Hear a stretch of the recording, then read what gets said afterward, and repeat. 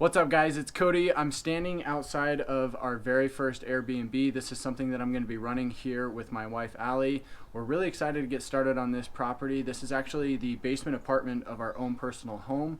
We just moved into this place a couple weeks ago and we're setting this up.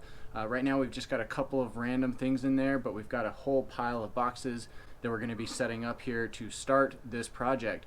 So we're longtime landlords. We've been doing this for about 5 years. And all of our other properties are long-term rentals. So we haven't done anything like this where it's an Airbnb or short-term rental before. So we're really excited to start with that. I'm going to give you guys a brief overview of kind of what the place looks like right now. We'll give you a tour, then we'll come back and give you the after shot, show you a little bit about what it looks like after the fact, after it's all furnished and set up. And then again in a couple months we'll come back, we'll revisit how it's done, what the current status is on it, and what the numbers actually look like as far as what we're getting for the nightly rate and how much we're bringing in and how much it's actually rented each month. So let's step inside.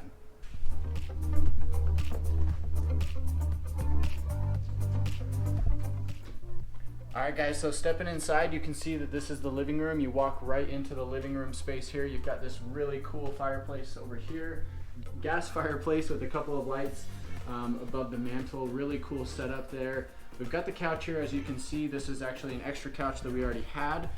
One of the things that you want to do with Airbnb is you really want to make sure that you are kind of conservative on the type of furniture that you get, so that you can maximize the return that you're going to get on the actual, the actual unit, and bring in as much money as possible while spending as little as possible. So we're going to set up with the TV stand right here. We're going to have the TV above, of course. You've got the nice, awesome island right here. We've got a couple stools set up already. We've got black granite. This is all done when we moved in, and that's one of the things that we really liked about it. So coming into this place, it just really worked well because it was already finished. It just needed to be furnished. So right here, you've got a storage space. We're gonna stack that with extra sheets, extra towels, board games, kind of just all the necessities that you would want in an Airbnb. You've got another storage closet right here. Coming over to the kitchen, like I said, it's pretty much set up. It speaks for itself, not really much that we need to do here. We've already got the fridge set up, and all the appliances are good as well.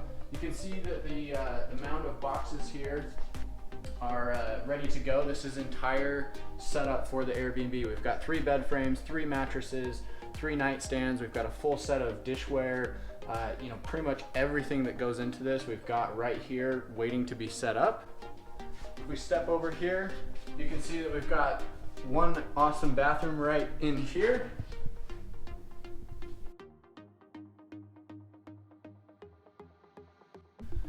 And coming back right here, this is probably one of the best places in the entire apartment here.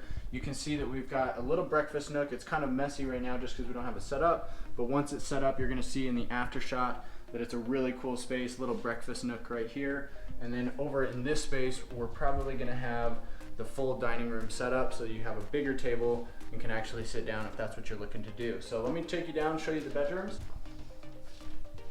All right guys, so bedroom number 1 right here. It's still got some really cool artwork up on the walls that was painted by hand from the last owner. So we're gonna take this down. It's really cool, but doesn't fit with what we're trying to do here. So we're gonna take this down and just turn it back into a normal bedroom. So you've got bedroom number 1 right here. Coming down the hall, bedroom number 2. Pretty basic setup here. You've got a nice little desk area right here in case you want to sit down, do some journaling, read a book, whatever you need to do some work. Little laundry room right here. And again, bedroom number 3. So this is a 3-bedroom, 1-bath unit. Like I said, it's in the basement apartment. So we're figuring that we'll get probably about $100 to $115 per night, especially during the ski season. In the summer, it might be a little bit lower, but we're gonna have the flexibility to run this whenever we want to. We can book it up when we need to, and then if we want to have the house to ourselves, we can just book it out and reserve it with nobody here for that time frame. Okay, I guess we better get started on the boxes.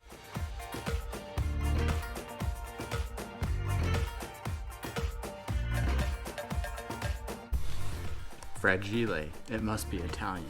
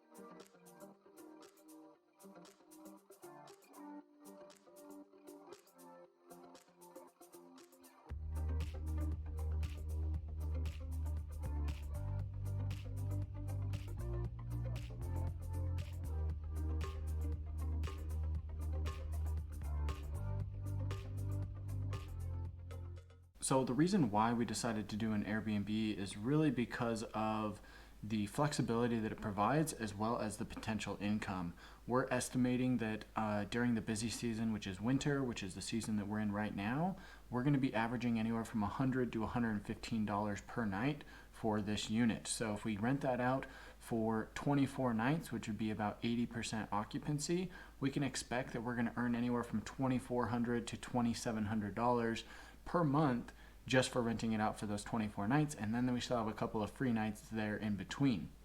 That's enough to cover our entire mortgage there and some on top of it. So the potential income is massive. Plus we've also got the flexibility where we don't have to rent this place out if we don't want to. We can just keep it empty and use the whole home for ourselves, and we don't have to have people in the basement, people coming through all the time, worrying about having to flip it over, cleaning the sheets, cleaning the unit, wiping everything down. There's a lot of work that goes into the turnover here, so we're gonna be able to avoid that if we've got a busy week or we're out of town. We don't have to have people coming in and staying here during that time. Putting this place together has been a lot of fun for us, and we're really excited to get started here. So we're going to be reporting back as we have different experiences, more guests stay. We're going to report back on the numbers of what we're bringing in and what our expenses are. We're going to give you a full transparent breakdown on what it costs to set this place up, as well as what it costs to run it on a daily basis, because we're going to have expenses like increased utilities. We're going to have cleaning fees.